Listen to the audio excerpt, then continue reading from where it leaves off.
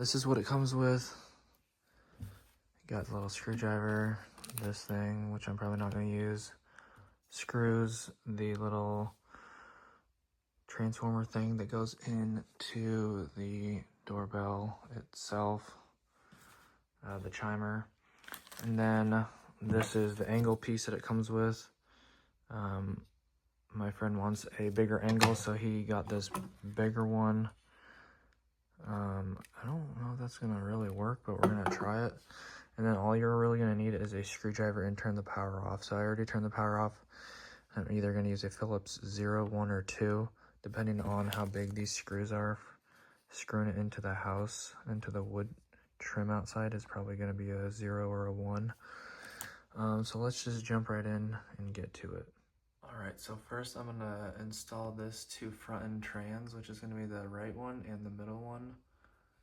It doesn't matter which two leads that you use, as long as they're not under the same one. So I'm gonna put one under one and one under the other. And just give me 1 second. Alright, now that we got that done, doesn't look the best, but it will do the job. But we'll test it out. If it doesn't, then I'll fix it.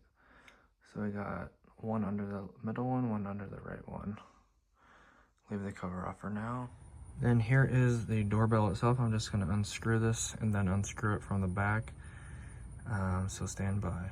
Alright, so I got off the doorbell, unscrewed the screws, unscrewed the wire from the back from those two screws.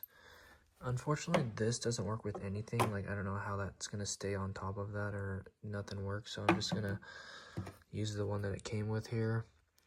Screw this to the wall, trying to use the screws that it came with, which is probably not going to work. I mean, the screws will work, but they're not going to match the holes.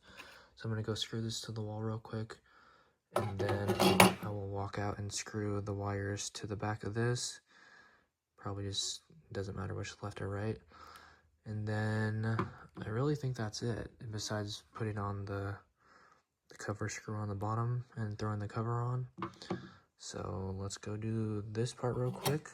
Alright, so now I'm removing the trim piece. I'm gonna go install this.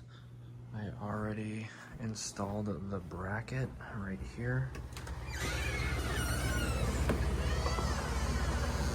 And now I'm going to screw the wire to these screws. Stand by. Well, unfortunately, all the wires fell off of this one. There's literally one thread of wire, so I'm gonna go get my wire strippers and re-strip this real quick so I have all the wire. Normally you wouldn't need to do that, but this one was fragile and brittle and it broke. So if yours isn't broken, then you can skip this step. I'm gonna go get my strippers and then just loosen the screw and then curl it around it and then tighten it down. Alright, so I finally got this stripped. That was the easy part, and then getting the stranded wire on this screw was pretty hard.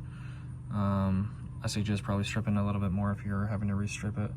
I did not strip it as far as I needed to, but got that all taken care of. I'm going to go grab the screws, throw this on the wall so it's not dangling here, and then I'm going to go turn the power on and see if it works.